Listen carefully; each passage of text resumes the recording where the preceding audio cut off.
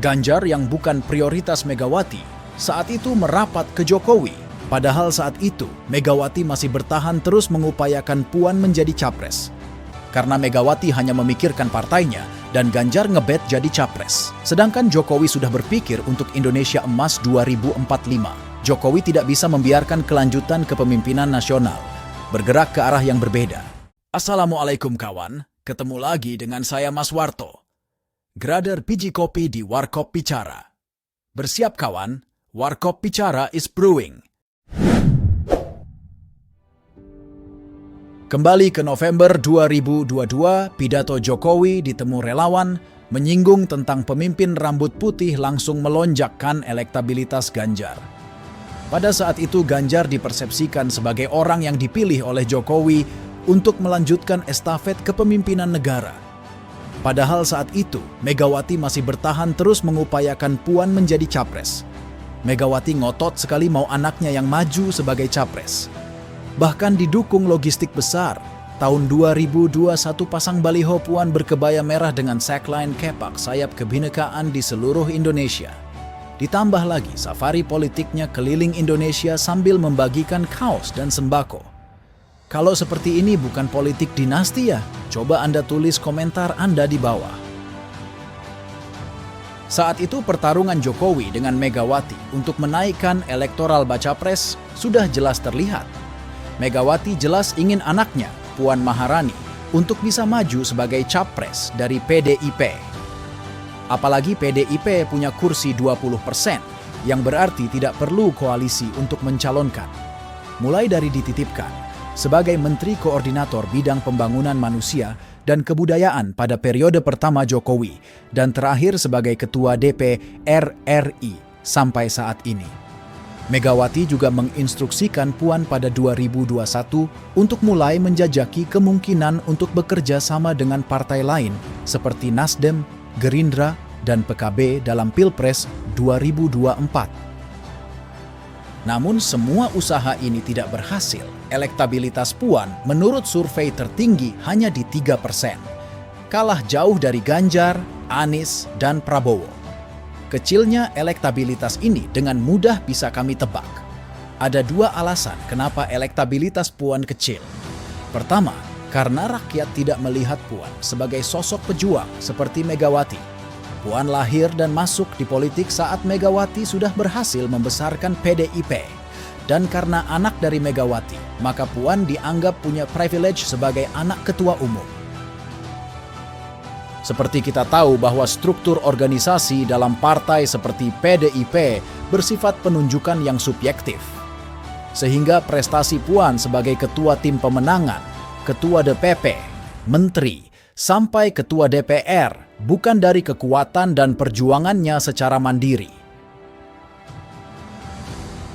Bahkan dapil Puan yaitu Jawa Tengah 5 adalah dapil empuk basis kuat PDIP. Dapil ini meliputi kota Solo, Sukoharjo, Klaten, dan Boyolali. Siapapun yang berada di dapil ini, asal melalui PDIP, pasti akan berangkat ke Senayan. Begitu mudahnya caleg PDIP akan menang di dapil tersebut. Persaingan internal di PDI Perjuangan mengemuka setelah Dewan Kolonel yang dibesut para loyalis Puan Maharani di DPR mendapat tandingan Dewan Kopral yang digagas oleh loyalis Ganjar Pranowo GP Mania. Kedua, karena ada pertarungan di internal PDIP. Sama seperti masyarakat pada umumnya yang melihat Puan buka sebagai tokoh kuat dalam politik, di internal PDIP juga ada sosok-sosok lain yang dianggap lebih kuat dibanding Puan. Salah satu kelebihan PDIP adalah berhasil menciptakan kader yang dicintai rakyat. Contohnya seperti Jokowi, Ganjar, Risma, dan Azwar Anas yang sangat viral ketika menjadi kepala daerah. Kader dari jalur ini dianggap lebih kuat dan cocok untuk ditugaskan oleh partai untuk menjadi baca pres. Semua privilege dan kemudahan yang diberikan pada Puan, inilah yang membuat kader dan rakyat tidak melihat Puan sebagai sosok yang cocok sebagai baca pres. Sedangkan Jokowi sebagai kader PDIP yang paling sukses, memiliki pemikiran yang berbeda dari Megawati. Bagi Jokowi, sosok yang cocok untuk menjadi cawapres adalah sosok yang teruji dalam perjuangan di Pileg dan Pilkada. Pidato Jokowi tentang rambut putih dan wajah keriput melambungkan elektoral Ganjar di survei Baca Pres. Bayangkan, hanya pidato saja, suara Ganjar langsung menjadi yang tertinggi di survei tersebut. Kalau tentang rambut putih itu jelas merujuk pada Ganjar, sedangkan muka keriput itu merujuk siapa? Ganjar atau Prabowo? Coba berikan pendapat Anda di kolom komentar. Ganjar yang bukan prioritas Megawati saat itu merapat ke Jokowi dengan harapan bisa membuka celah menjadi baca pres dari PDIP. Ganjar berharap Jokowi mau membimbingnya untuk bisa mendekatkan diri ke Megawati. Jokowi banyak memberi masukan ke Ganjar, bahkan terlihat Ganjar sering mendampingi Jokowi dalam kunjungan ke daerah maupun kunjungan politik. Jokowi ingin menegaskan Ganjar adalah calon pemimpin yang diinginkan Jokowi. Salah satu peristiwa monumental adalah pada Maret 2023 ketika Jokowi meninjau panen raya di Kebumen, Jawa Tengah. Saat itu Jokowi berada di tengah sawah bersama Prabowo dan Ganjar. Bahkan ada momen di mana Jokowi memberikan kesempatan pada Prabowo dan Ganjar untuk berbincang berdua. Kami meyakini momen ini sepertinya adalah momen di mana Jokowi menunjukkan keinginannya untuk menduetkan Prabowo dengan Ganjar sebagai Capres dan Cawapres 2024.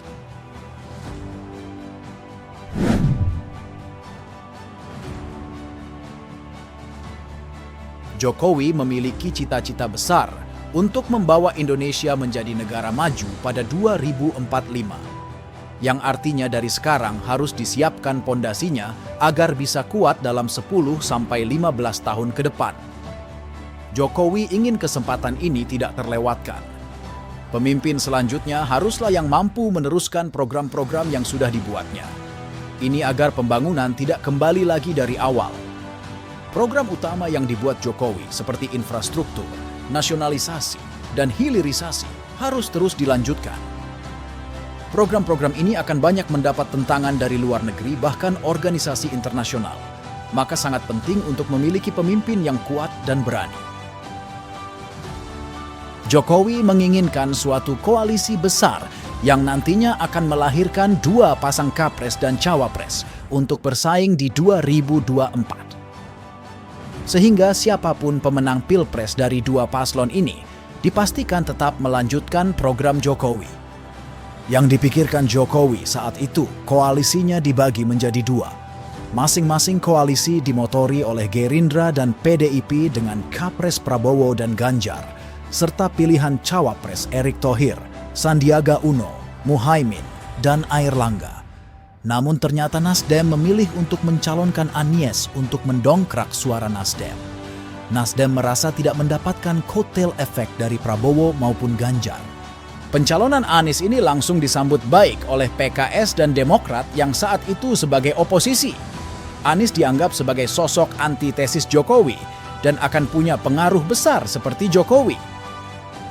Dengan adanya pencalonan Anies, maka strategi Jokowi berubah. Menurut Jokowi akan berbahaya bisa koalisinya tetap seperti rencana semula menjadi dua koalisi karena masing-masing koalisi menjadi sama kuatnya. Dan probabilitas kemenangan ketiga koalisi akan menjadi sama. Karena itu Jokowi mengubah strategi. Koalisinya harus bersatu untuk menentukan capres dan cawapres bersama. Pilihan terbaik saat itu adalah pasangan dari dua partai terkuat, yaitu PDIP dan Gerindra, dalam pikiran Jokowi, Prabowo, dan Ganjar. Jokowi terus memupuk elektabilitas Ganjar. Sebagai baca pres terkuat sampai pertengahan 2023, tentu saja Ganjar senang dan semakin dekat dengan Jokowi. Jokowi menyampaikan keinginannya pada Megawati untuk mencalonkan Ganjar sebagai perwakilan dari PDIP sebagai bacawa pres mendampingi Prabowo sebagai baca pres. Namun ide ini ditolak oleh Megawati.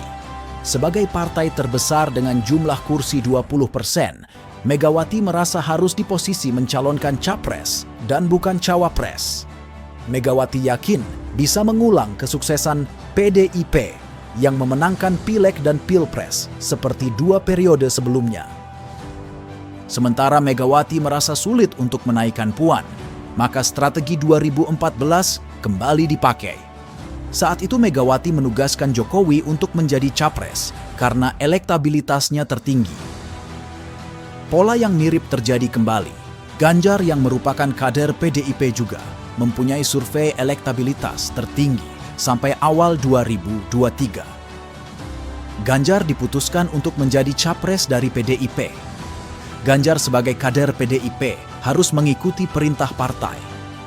Meskipun saat itu Ganjar juga dilema, karena bagaimanapun juga yang melambungkan elektoralnya adalah Jokowi, sedangkan Megawati masih sibuk dengan Puan yang memble elektoralnya. Bisa saja Ganjar memilih tetap bersama Jokowi, akan mudah bagi Ganjar untuk jadi cawapres Prabowo. Bahkan tidak perlu pindah ke partai lain. Namun akhirnya Ganjar lebih memilih mengikuti Megawati yang punya tiket pencapresan dibandingkan mengikuti Jokowi sebagai cawapres Prabowo. Dan tiket pencapresan Ganjar didapatkan saat Ganjar menyatakan menolak Piala Dunia U20 diselenggarakan di Indonesia karena ada Israel sebagai salah satu pesertanya. Penolakan Ganjar ini adalah bukti kepatuhannya pada Megawati dan bukti pada Megawati bahwa dia berani melawan Jokowi. Jokowi tentu saja kecewa dengan keputusan Megawati dan Ganjar karena Megawati hanya memikirkan partainya dan Ganjar ngebet jadi capres. Sedangkan Jokowi sudah berpikir untuk Indonesia Emas 2045. Jokowi tidak bisa membiarkan kelanjutan kepemimpinan nasional bergerak ke arah yang berbeda. Jokowi harus memastikan tahapan-tahapan menuju Indonesia Emas bisa tercapai. Jokowi harus ikut menentukan pemimpin selanjutnya. Maka Jokowi cawe-cawe. Saat itu terdapat 3 koalisi. Koalisi perubahan dengan Capres Anies jelas bukan merupakan opsi buat Jokowi. Opsi yang ada di antara koalisi Gerindra atau koalisi PDIP. Jokowi harus memilih salah satu, tidak bisa dibiarkan bersaing sendiri. Karena ada potensi koalisi perubahan yang akan menang. Bila pilihan antara 2 koalisi tersebut, apa yang dipikirkan Jokowi sehingga memilih mendukung Prabowo? Jokowi melihat Ganjar sebagai sosok yang kurang berani dan mudah dipengaruhi.